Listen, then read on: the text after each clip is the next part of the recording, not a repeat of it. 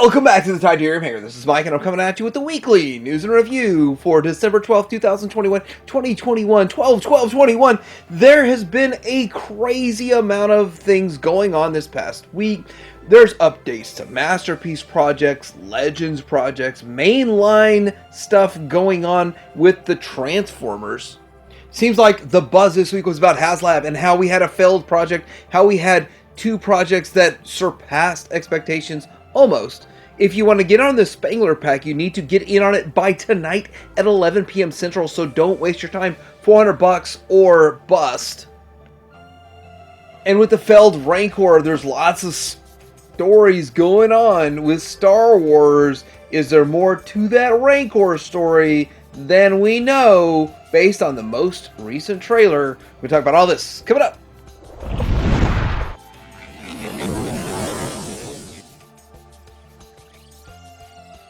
First off, starting out like usual with good stuff showing up at Show Z, we've got the Magic Square MS-B23 Thunder Pioneer Prowl. This is a Legend scale version, of course, of Prowl. They also have the same mold coming at the same time with Silver Street. So if you want to get on those, they are $40 each. Show Z's also got the New Age H27W Conquest in the 28 Octavian Armor Magnus. So Ultra Magnus and their Prime, they call it David for their Prime, both priced at $85, both coming in stock right now. Both have great looking paint jobs, aesthetics going on with them. I might bite on one or the other. Either this one slipped by me or I reported on this and forgot. You know, X-Transbots put an ocean of like 50 releases out there, so maybe I got confused. This is the MX-17R1 Staunch Skids limited version. Looks like Reboost to me, and it has City on the front, playing a little fast and loose with the license, but there it goes, and it is $105. Starting out with some Masterpiece news, we've got the MMC, the PS091 MP Helion. This is a blue repaint of this, and this is going to be at the TFCon Toronto, and this is very interesting how they're putting this figure out and the design. So it's questionable about whether or not which of this version of Cliffjumper is the best, but this is a blue repaint. It does look kind of cool, and if you kind of think about it, getting a blue one that's just kind of an offshoot might be kind of fun. This is going on this weekend, and it's 120 Canadian. What's that, like $56 US? I'm just joking to all my friends up north in Canada. I'm just kidding, guys. Okay, so getting back to this, there's another exclusive going on right now, and this is the MMC, the Remix diecast. This is the Fuhrer and the Riot. They appear to be in clear form, which looks kind of cool and interesting. Maybe I'm just assuming too much. I assume too much, but still looks really cool, really interesting. And the thing about this is 190 Canadian, so I think that's right in line with about 160 for the US for real. So when it comes to Masterpiece, X-Transbots makes the news, and they really do. They make an impact. So this is the X-Transbots MX Series Uno. Ono? Oh no. Okay. Anyway, this is what you get in the package, and all these different faces, and I actually didn't realize this was what was all involved in this hoist repaint. So here it is, and it's kind of cool with a little background that looks similar to a Toy Joy, but I don't think it's a Toy Joy background. Anyhow, you get, it looks like a Nightmare After Christmas kind of a face, and you got a beard going on with it, and then you've got another one with a Santa Claus, and this Santa Claus face looks like the claymation kind of stuff from back in the 70s. I guess the 70s is when they made the claymations, but I remember growing up watching those, so really interesting, and it's amazing how they can tug on the heartstrings of all of these things all at once. I didn't know this was included. Really cool. So, oh no, X-Transbots did not stop showing off their stuff, though. This one, I'm not sure exactly what event this was, but they did have, was this TFCon Toronto? Maybe it was, where we have Ultra Magnus on display. But I gotta say something about this. The paint, the finish, the presentation is amazing, and I was kind of concerned about it at first, but a lot of facts have come out about this that make me feel better about this figure. I really did feel like his forearm was too long, and they're showing that this is an early prototype that was on display, and all the pictures are taken of the early prototype. Now they've shown that it's not properly transformed, and that you can get the forearms to completely collapse, and it looks so much better. So I'm happy with that. So this is maybe a function or a feature of this figure. So it looks really good. I'm sorry, Takara, it might destroy you. But then again, they've got like 7 years on you. Here it is from the back, you know, and you got to check them out from the back. It looks good. There's paint all over this guy, and he's still pretty bulky in a way, but not quite as overly cumbersome as the Takara one. But I can't wait to get this in hand, review it. Maybe I won't. Maybe I won't enjoy the transformation, but I will enjoy the aesthetic. All right, so we have some pictures of X-Transbots MX33 Jacund. It's Groove. It looks fantastic. Looks phenomenal, but I didn't realize how good it looked until I saw these pictures. Here we go with the alt mode from one angle, and I'm like, yeah, that actually looks really good. The alt mode looks good, the bot mode looks good, I'm sure it's going to look good stuck on Defensor, but this side picture just blows me away. All of the detail and just how realistic this thing looks, it's amazing. It makes me want to go buy some vintage Chips figures, and 3 of these, you know, 1 for the combiner, 2 for the Chips guys to ride. So we've got 3 Zeros Deluxe, Revenge of the Fallen, Optimus Prime in hand, and so I didn't really decipher between all the different versions that 3 Zero is making, but I have to admit this does look pretty spot on to that movie's version of Optimus Prime, and it looks pretty good. So one of the things is that this is $229 or $230 at most of the retailers that are selling it, and it is supposed to be out this month. So it should start showing up pretty soon. But to reiterate, this is their deluxe version. It is pretty tall. I forgot the exact size, but it is a tall bot. Does not transform. Highly articulated. Tons and tons of detail and paint apps. And 3-0 does a great job for $230. So it's what you're in it for. So Super 7 is revealing their Super 7 Cyborg Shattered Glass Optimus Prime. And it's $85, 11 inches tall, and you can get it at TF Source, Entertainment Earth, Big Bad Toy Store, Robot Kingdom, Chosen Prime, Toy Dojo, Ages 3 and Up, Dark Side Toys. Yes, those are places you can get this. Now, I gotta tell you that I did make a video about the Transformer Super 7 Ultimates this past Friday, and it's got, I would say, 50-50 split on the designs. It might be 70-30 and not in favor of them. But I pre-ordered 4 of them. I might tell you which ones down the road, but Prime, Megatron, and a couple others. But the thing about it is, they're doing something a little bit different. Maybe it's better, maybe it's worse, but I really won't know till I have them in hand. And no, this is not Ultimates, this is something else. So getting into some Legends news, it's funny how Weibo starts blowing up with specific figures from lots of different people, and then all of a sudden Show Z gets it coming in stock. That means that some people have it in hand, of course, take their pictures and put it up there. So this is the Magic Square MSB23 Thunder Pioneer, and it looks pretty good. And I like the designs of Magic Square the most, usually. So I don't know if this is actually going to beat out the Iron Trans, but maybe it will. So here we go with the bot mode. Here is the back. It looks pretty clean. I mean, there's some gappiness to it, but not much, and it's not really bad. You think about Legends get a pass that no other scale does, and I'm okay with it too. Here we go with, this is a cool montage of a picture of a Transformer. That's all the impression you're going to get from me today, but looking at this, it does kind of convert into what we know as the patrol car there. And the last 2 components of Magic Square's Devastator are showing up. So this does look like it's going to turn out being really good. And there are a few questions. Will this be better than what New Age did? Will it sell better? Will it look better? Well, I'm pretty sure both sets will completely sell out. And I think I am personally going to wait to see if McFan's Toys picks it up and makes it slightly KO oversized like they did with their Minosaur. But then again, there are no guarantees because Magic Square still hasn't reissued their Shockwave in a better paint job yet.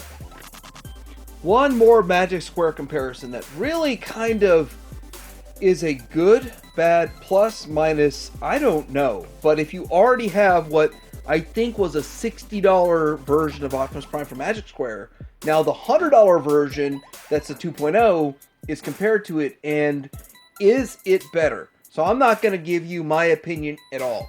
I want your opinion in the comments. What do you think of the left being the $60 version and the right being the $100 version? And the one on the left I have with a really, really good metallic paint job. Here's the back, and it cleans up a little better, maybe. What do you think? I'm not going to give you my opinion. I want to hear your opinion in the comments below. But looking at that, that looks different, but not. Maybe. $100, $40 more. Here's the alt mode. Is the alt mode that much superior? Now, the one on the left, of course, that's the first one, and it is problematic with all of the smokestacks fall off. But if you get the up-painted, the better painted version, the coat of paint makes it stick in there so much better. The tolerance is so much better, so you don't have that problem. Again, pointing that out, which one looks better? So Josiah Toys is coming out with their renders of a Ravage, and it looks pretty cool, pretty interesting, and at the same time, very simplistic. I like it. And I like it and I don't at the same time. They made another cassette version, and this one is their SD Soar A and B, and interesting how it turns into a dinosaur and a faux-esque robot. Pretty cool. Kind of a light week with Legends this week, but it makes up for it with Mainline because we've got 2 more red figures, and there's a lot to talk about and unpack from this. So we get a Prime version of Knockout, and then we get the Ultra Magnus with no armor. It's confusing. Really confusing. Well, no, it's not. It's some dude sitting in an office saying, well, we can make a lot of money repainting Prime White. We did it back in the 80s, and it was great. No, you did it in the 80s, and you gave us the armor to make Ultra Magnus. So, I don't know. I just don't know about this kind of stuff. So here it is next to the red Optimus Prime. And so a lot of people are discussing that what's going on with the red Optimus Prime. Super 7 destroys red, so we'll find out when Super 7 shows up if that destroys it, but it is a much, much higher price point, so it should destroy it. But side by side, I mean, that's not a Ultra Magnus. That is just a white version of Optimus Prime. We really do need a real Ultra Magnus, but then again, so many collectors have tapped out on red. I'm surprised they even put anything else out and called it the red or robot enhanced design. So here's the red version versus the classics version, and you know, I never really was a fan of the classics design myself. I have it, but I wasn't a fan of it. I think I sold the Ultra Magnus, but I still have the Prime for whatever crazy defunct reason. But side by side, I mean, I really do think, yes, the red looks better, but what happens with the one on the right, it transforms, and it transforms during a time that I guess engineering didn't work properly. So I have to admit, out of these two, the Transformers Prime Knockout is probably the superior release, because this thing looks absolutely great, matches the on-screen counterpart, and it has some angles to it that it really should, so it looks pretty good. So I don't have this compared to maybe the original release of Knockout, so when we start seeing those, you're going to see how much better this is, and I believe this is taller than the original release, so I look forward to those. I don't actually have the original version of this, so I don't know for sure, and I can't actually make a educated discussion about this, but still, I think it looks pretty good. Alright, we got more pictures of the Bumblebee movie characters, which shocks me we're even getting these in the Studio Series, which was a 4-minute afterthought CGI thrown in at the end. But here we go, we've got this one right here, and this is Ravage, one of my favorite characters. He looks good. Here he is transformed into the 52 Toys Cube. Nope, that's Hasbro Cube. Never mind. They might fit the 52 cubes. And here he is with his father, Soundwave. And yes, he is voted Father of the Year by all 4 of his baby mamas. But looks pretty good and, almost looks painted. Hasbro did not paint that blue. Here is Soundwave next to the Prime from the Bumblebee movie Prime. And we do know we have a premium paint version coming up. I don't think this is the premium paint version, but there it goes. Here's old Shockwave doing what Shockwave does, looking okay for a Bumblebee movie Shockwave, so looking all right there. Also, we have him in his alt mode doing whatever that is. He's a rolling cannon kind of thing. Okay. Well, okay, then here's Ratchet, and Ratchet looks pretty good. Ratchet's one of those that at first I didn't like it, and then after I've seen about 20 pictures of this guy, now I'm starting to kind of like him. I'm kind of thinking, yeah, it's actually kind of cool. With that face almost looks back metalized to you. Looking at this here's the alt mode, and the alt mode is different. I don't know if you're watching the new modern Lost in Space, but that looks like their chariots they drive around in. I think out of all these, most people are split on Soundwave. Soundwave looks good in bot mode and almost looks so shiny that he's painted, and that his alt mode is this. He was supposed to be a hovercraft of sorts or something, but he just turned into a bunch of parts folded up. So there's a new conundrum in the Mainline, and that is the buzzworthy Bumblebee reissues of Studio Series and other versions, and in a way better. So we get a more movie or cartoon accurate chest plate on this cup. Very interesting, and I'm just kind of a little bit shocked that it's happening, but of course I'm gonna pick it up because I think that chest plate wins in the end. Kind of one of the worst things about the cup was this chest, and now it's fixed, but maybe you will kit bash these two into a perfect cup. Same thing's going on with their cliff jumper, and the cliff jumper, his chest's upside down. What happened? Why is your chest upside down? Anyway, cliff jumper is going to be in the buzzworthy Bumblebee pack, and he's going to look more toon, even more like what G1 collectors want, and it's smart, shady at the same time. So there's a comparison to the Earthrise, and you decide for yourself, like, which one do you like better? Which one do you think looks better? And are you going to turn down buying another version of this guy when you see him at Target? Yeah, buzzworthy is a Target thing. They didn't fix the back problem, the backpack, but oh well. It is what it is, and it's Mainline, and it's $23. It's only $23 for a Legends scale figure. Here it is in the alt mode, and they should have done this all along, but I don't know if this was planned from day one, or they sat back a year later and said, what could we do? Who knows? So if you want to see Cup next to Hot Rod, there he is, and I hear Hot Rod's getting the same treatment in the Bumblebee packaging. I don't have pictures of it yet. I don't have true pictorial confirmation, so I'm just saying that's a rumor, but I'm pretty sure it's going to happen. I'm pretty sure we're going to see a buzzworthy version of Hot Rod coming back out. So if you missed out on this Dracula, well, maybe you can get it from the UK or online, but it's pretty interesting that they did this. I'm not so into the monsters myself, but I do like the fact they could reuse a mold and make it really cool, something different, and utilize soft goods with it. But 37 pounds, that's like $50 over here for a $30 figure.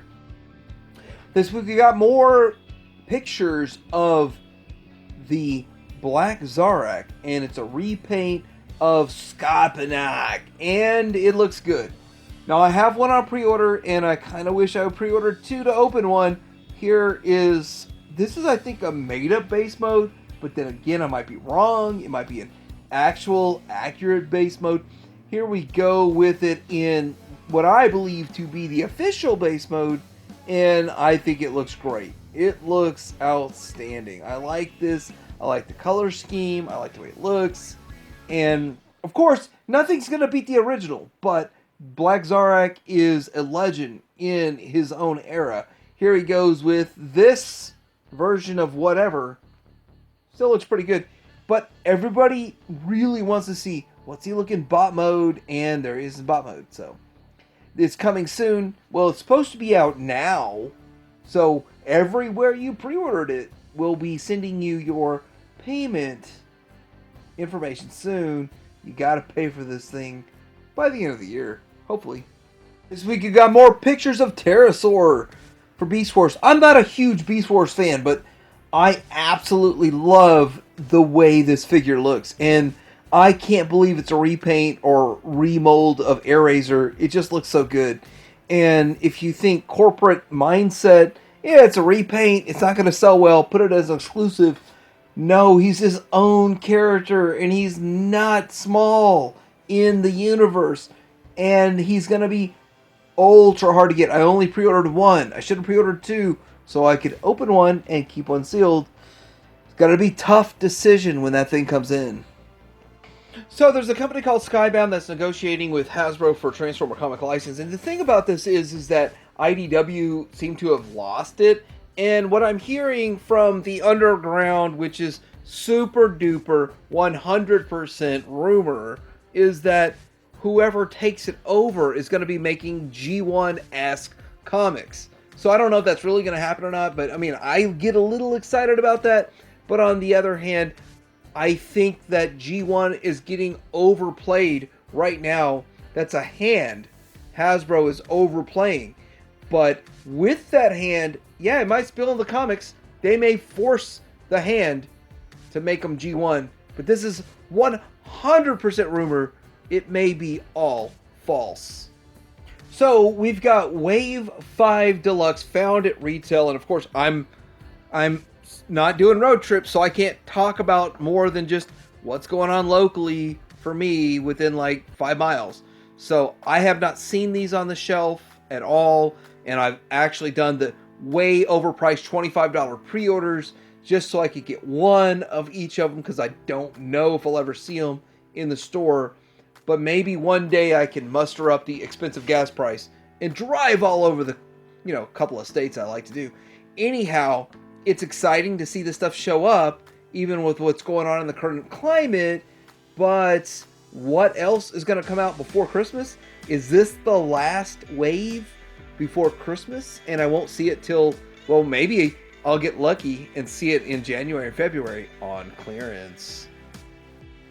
So before I get into some Star Wars news, I want to talk about some Motu news. And no, that is not the droid you're looking for. This is the droid I was looking for. Had to order it through the mail, pre-order. Hopefully those show up in the mail. We'll talk about that in Star Wars. But with the Masters of the Universe Revelations, these figures look great. Not as good as Classics. I have to admit, Classics still wins. But for $23, I guess is what they're costing, $23 I found these locally, and I was excited to get them and get them in hand. But I never saw Wave 2. There's a big problem. If you get Wave 3, but none of your stores have ever gotten Wave 2, then that's a problem. So you're going to have to pre-order them on BBTS. I think I might have to do that.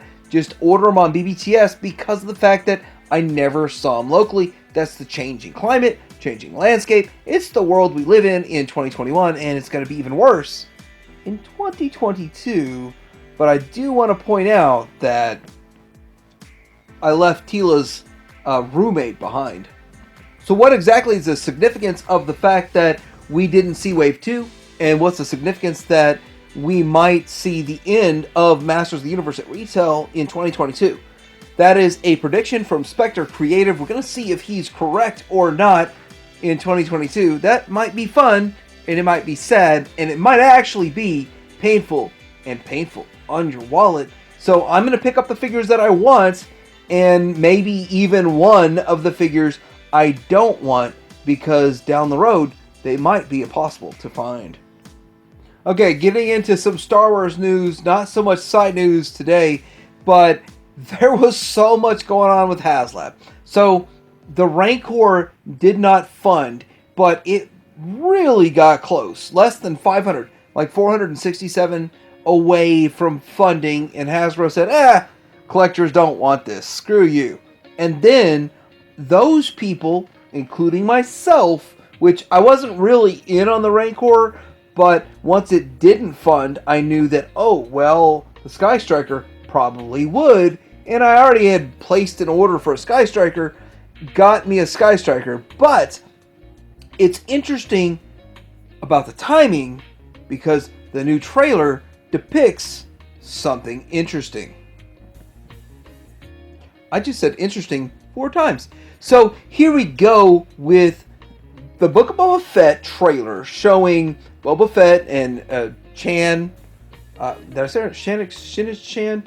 Anyway, they're looking down into some sort of a pit with a grate on top of it from Jabba's throne area, meaning looking down into the Rancor pit. Is there a Rancor in the next Book of Boba Fett show? And will it have a big role or even a small comedic role when they feed their enemies to it? Who knows? Nobody knows. But what if they waited till after the show came out, the Rancor did some stuff, and then put this out? Yes, it would have funded and hit all goals. Timing is everything.